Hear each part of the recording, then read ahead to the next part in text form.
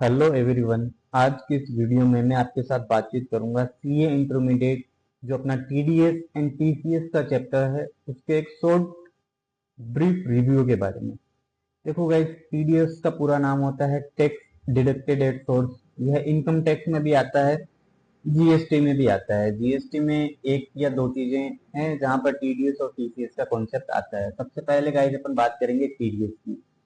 देखो, जो rate of TDS है वो एक तो सीजीएसटी और एसजीएसटी होता है, उसमें 1% एंड 1% है। और आईजीएसटी के केस में रेट ऑफ इंटरेस्ट जो है, जो रेट ऑफ टीडीएस है वो 2% है।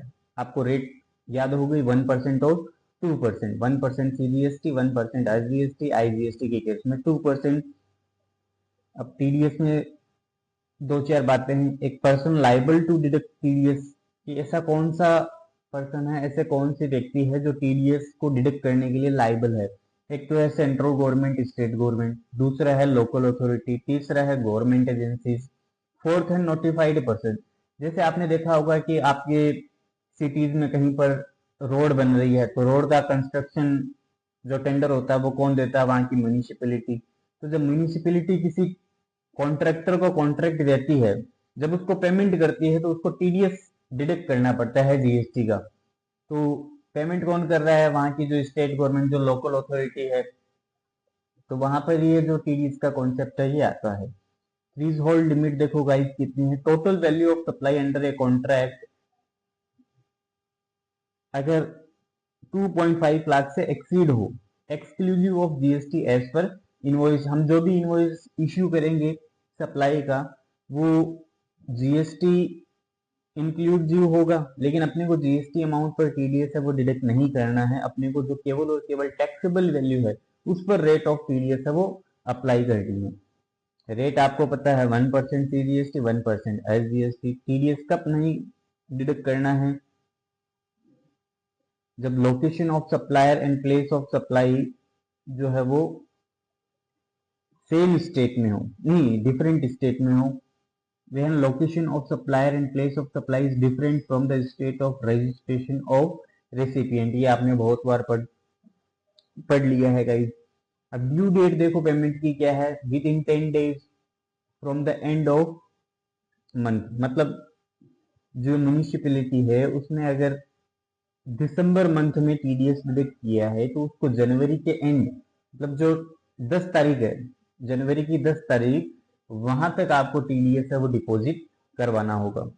दोबारा अपन रिवाइज करते हैं कौन कौन लाइबल है। Central government, state government, local authority, government agency, notified person.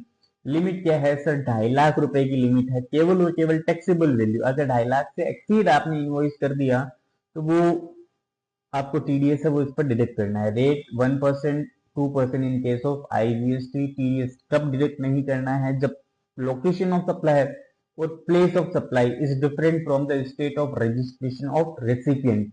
जो रेसिपिएंट है उसने जीएसटी नंबर कहाँ रजिस्टर्ड कर रखा है, वो लोकेशन ऑफ सप्लायर और प्लेस ऑफ सप्लाई, ये दोनों स्टेट, वो स्टेट से इन दोनों में क्या है, डिफरेंट प्लेस पर है, तभी आपको ये करना है। Due date of payment of TDS to government वो है अगले महीने की 10 तारीख। Manner of account of TDS by TDS deductor, such deductor need to get compulsory registered under section 24 of CGST। Obvious की बात है, टीडीएस वही डिडक्ट करेगा जो रजिस्टर्ड है जीएसटी में। जिसके पास जीएसटी नंबर ही नहीं है वो टीडीएस कहाँ से डिडक्ट करेगा। और आपने अगर टीडीएस डिडक्ट किया है आपको रेमिट करना है। आप पहले तो डिडक्ट करोगे, अगले महीने की 10 तारीख तक आपको डिपॉजिट करवाना है। The amount deposit eight TDS will be reflected in electronic cash ledger of supplier. आपने टीडीएस काट लिया, सामने वाले को पेमेंट कम मिला है, तो जब आप टीडीएस रिटर्न फाइल करोगे तो सामने वाले की जो जीएसटी नंबर है उस पर एक इलेक्ट्रॉनिक कैश लेजर होता है जहां पर वो पैसा रिफ्लेक्ट कर जाता है। तो सामने वाले को वो पैसा कैश या बैंक से ना मिलकर टीडीएस के फॉर्म में मिलता है। Manner of account of TDS by supplier, any amount shown as TDS will be reflected in electronic cash ledger of supplier। जो भी supplier है उसके cash ledger में ये amount show हो जाएगी। He can utilize this amount by toward towards discharging his liability towards tax, interest, fees or any other amount. भाई वो 10,000 रुपए का